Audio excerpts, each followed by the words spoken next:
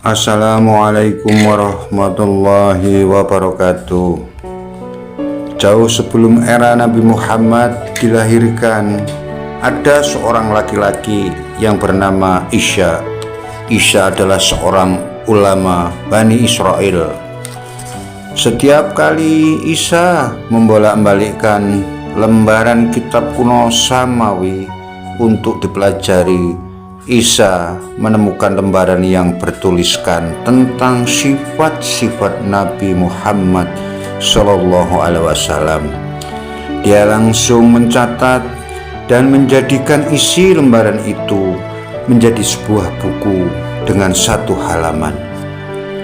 Pada akhirnya dia menyembunyikan buku tersebut dalam sebuah peti yang hanya dia sendiri yang mengetahuinya. Suatu hari Isa berwasiat kepada anaknya yang bernama Baluqiyah. Di saat menjelang akhir ajalnya tiba, Isa berwasiat agar Baluqiyah meneruskan pekerjaannya menjadi hakim di kalangan Bani Israel. Setelah beberapa tahun kemudian, Baluqiyah menjadi hakim menggantikan ayahnya, dan dia tidak sengaja melihat sebuah peti di gudang rumahnya.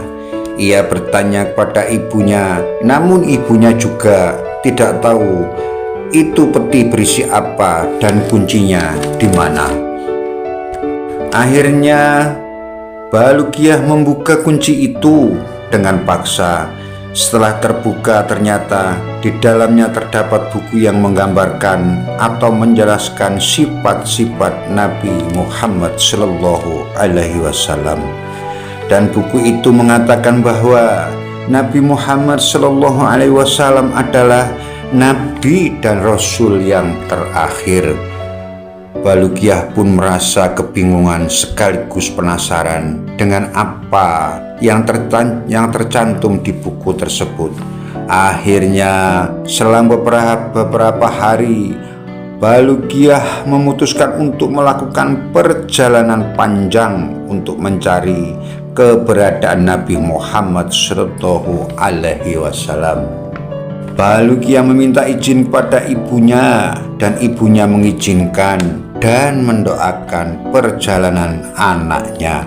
Singkat cerita, Baluqiyah mengelilingi bumi dari ujung timur sampai barat, menemukan suatu keanehan yang belum pernah ia lihat sebelumnya.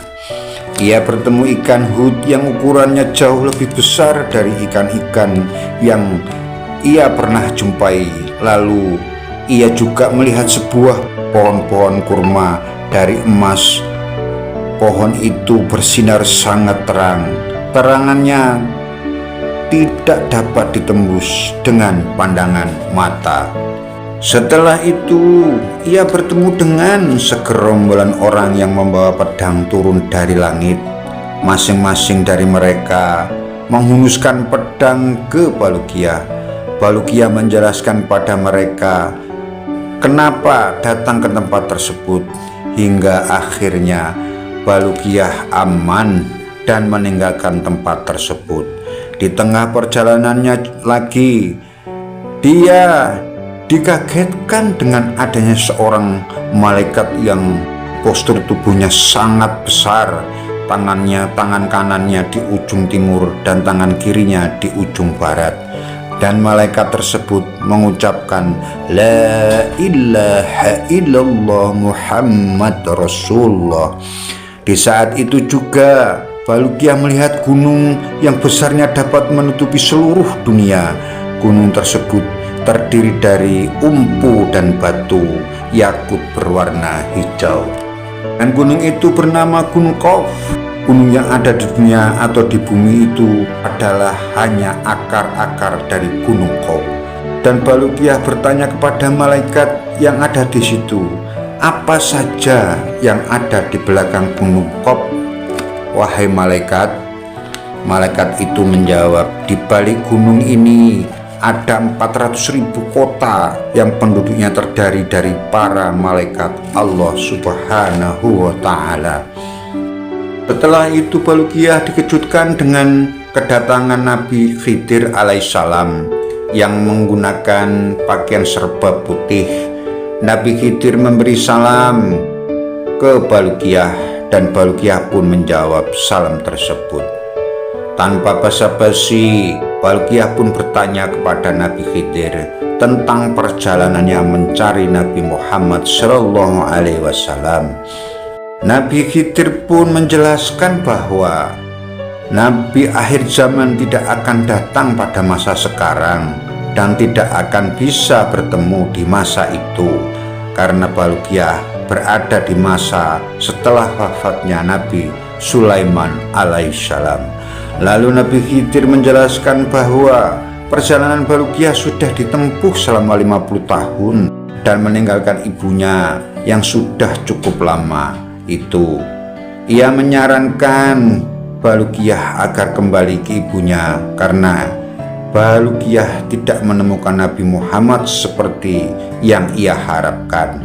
Lalu Balukiyah dikembalikan oleh Nabi Khidir kepada sang ibu hanya dengan memejamkan matanya. Tiba-tiba Balukiyah sudah ada di samping ibunya.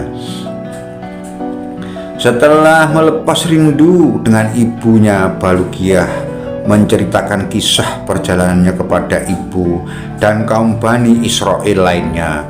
Konon katanya kisah perjalanan Balukiyah tidak akan pernah selesai diceritakan selama kurang lebih 40 tahun lamanya. Demikianlah cerita singkat Balukiyah. Semoga bermanfaat dan menambah wawasan baru untuk kita semua. Sekian dan terima kasih. Bagi teman-teman dan saudara-saudari yang menyukai channel saya ini, saya mohon bantuannya untuk like, komen, dan subscribe. Atas bantuannya saya ucapkan banyak terima kasih. Assalamualaikum warahmatullahi wabarakatuh. Salam sedulur.